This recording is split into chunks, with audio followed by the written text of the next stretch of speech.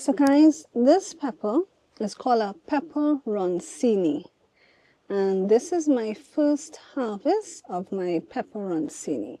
So I have 2 peppers here that are red and ready for picking.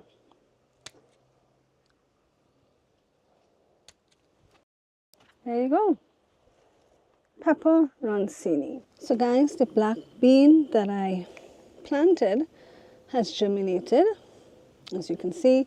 So I'm going to put it in a pot that I have some tania growing. It's either tania or edos, I'm not sure which one. But I'm going to put it in that pot. It's near to the fence, so it will be able to run on that fence. But yeah, we got germination.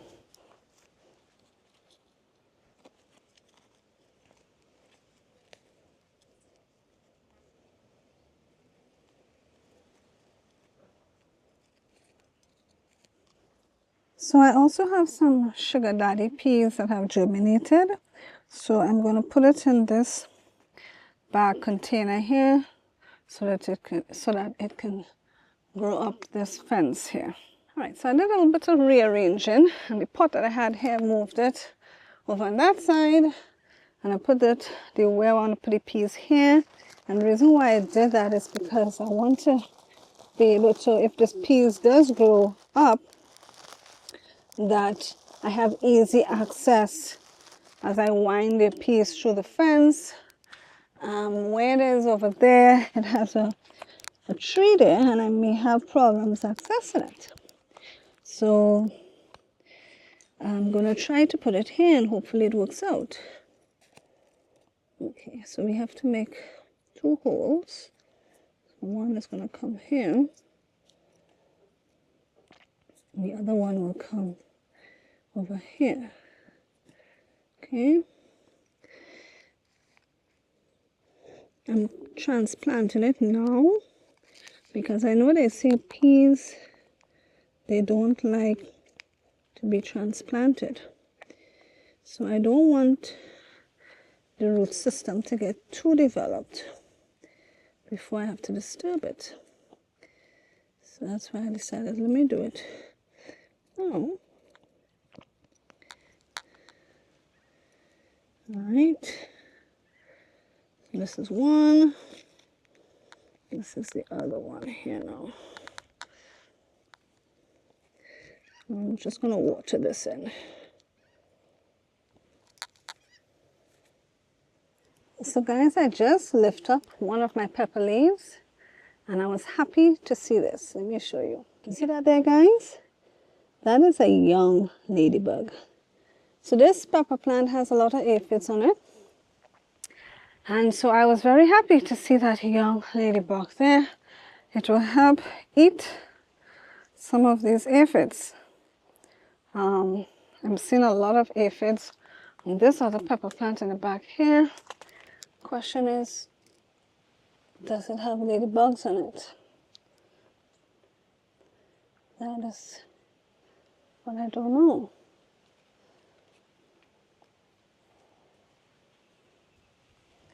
I mean, a lot of aphids on it. Look, right here on the flower, still a lot of aphids.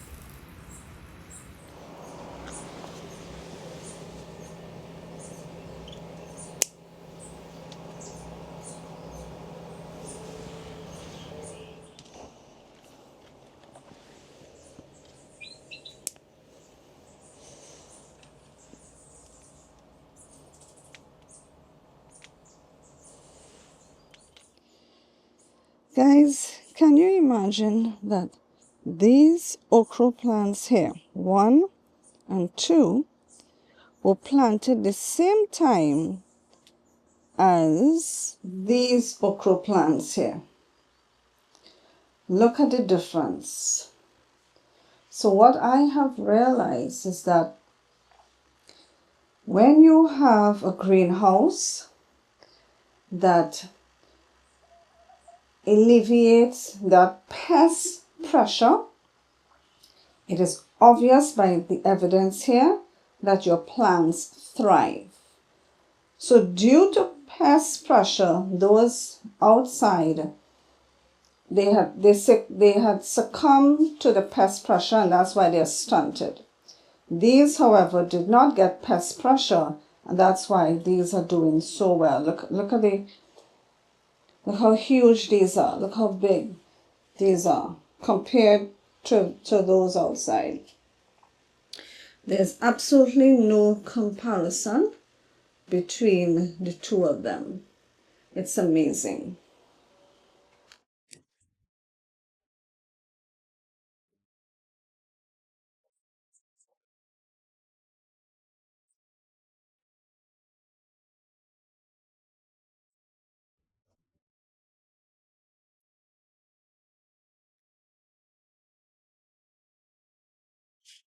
I've noticed that my cabbage head is starting to close in, so that is good.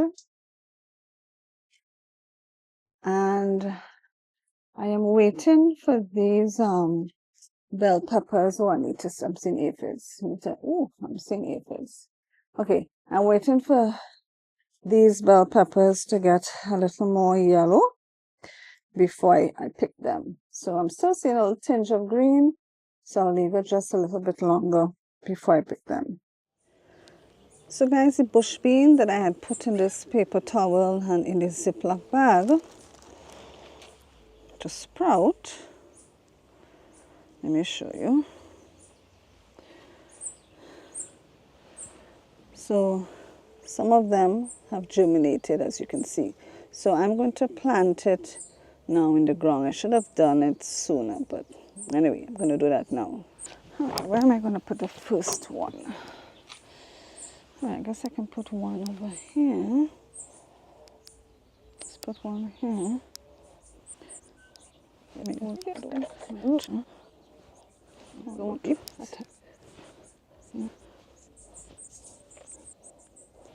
Right, so I put one there. Oh boy, one of the roots broke there.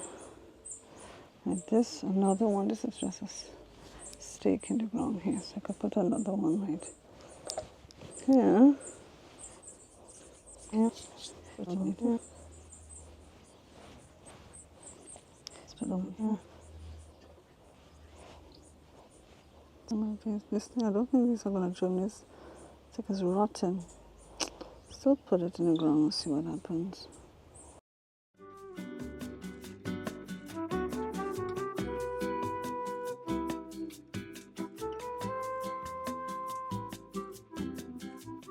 So guys, I'm here in the greenhouse this morning. It's only about 6:30, but it's still hot already, so I want to get started quickly. There are a few tasks that I want to accomplish, one of which I want to prune my okra plants because the leaves are so huge, they're going to block out my ability to see when the pods and fruit starts to develop. So I'm going to prune that, and I'm also going to harvest the spring onions as well. So let's get started. All right, so I am going to take off some of these leaves. What I would mention, guys, about the okra plant, one leaf removed. See that? That's like a big giant fan. What I'm going to do with this, guys, is chop it up really small and use it as mulch. Okay, so it will feed back into the soil. Yeah, what I wanted to mention with okra, the young okra leaves are actually edible. Okay, so the older leaves are edible, but you won't really want to eat the older leaves because they'll be more fibrous.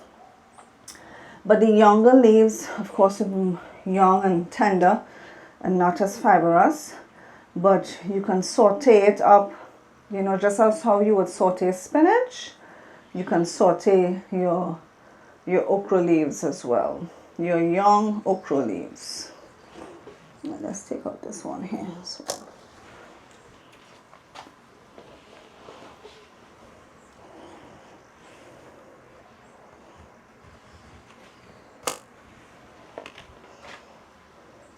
You see, by me doing this, when the pods start to come out, I will be able to see it better than if it's blocked, if it's been blocked by these giant leaves. All right, I think that should be good, you know. Maybe I could take out this one here. I'll take out this one, just because it's blocking the other one. Wow, guys, look at the back of this leaf. That is a huge leaf. That is amazing. All right, so now I could see the pods right here. Actually, let me bring you guys a little closer. You can see the pods here, guys. It's right here. All right, let's see. Let's get a zoom in. You see that there, guys? Right here is where the okra pod is going to start to develop. Okay, guys, so as you can see, I have grown the okra plants. I've opened it up. So now I can see when things start to develop in terms of the pods and so forth. So the next task is to harvest the spring onions. All right, so here we have our spring onions. And my spring onions that I had in the fridge, in the freezer rather, is finished. So that's why I'm going to harvest this now. I'm going to cut it up and freeze it. These spring onions, guys, this is the first time I'm giving it a haircut. I have not interfered with this spring onion since it started to grow.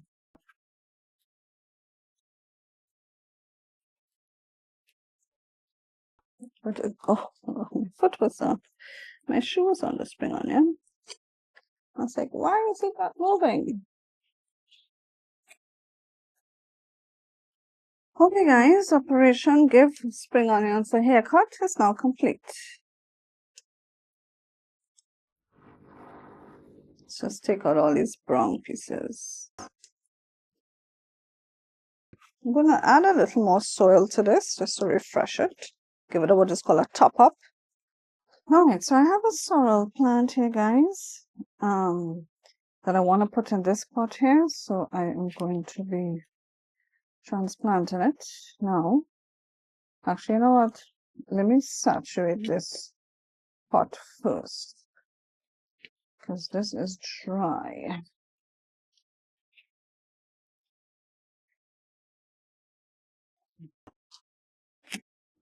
This has something on it that is sticking me. Yep, the water went through there nicely. Alright, so what we're gonna do is make some space now. Should be able to take, I don't think I need the whole. Alright, let's let the soil fall back in here. Okay, I got it. There you go.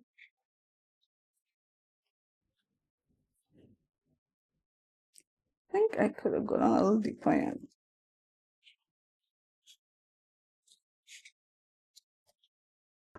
Right, so now it has a new home. I'm gonna leave it up here. I noticed the leaves were not looking so good, and something was eating it. I had it at the entrance of my greenhouse. Something was eating it. So now that it's transplanted, I'm going to leave it in the back here, and hopefully it catches itself and grows up nice and healthy.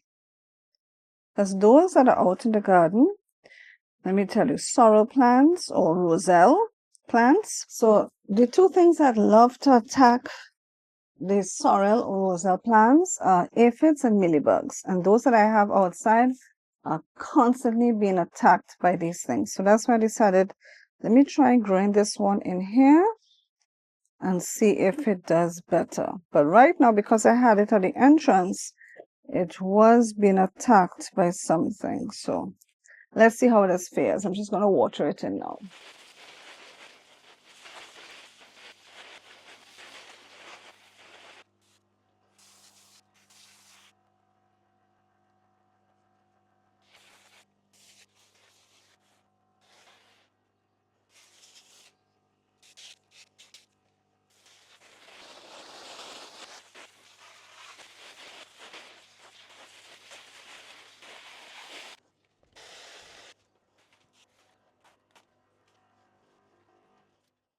So guys, I have some lemongrass growing here.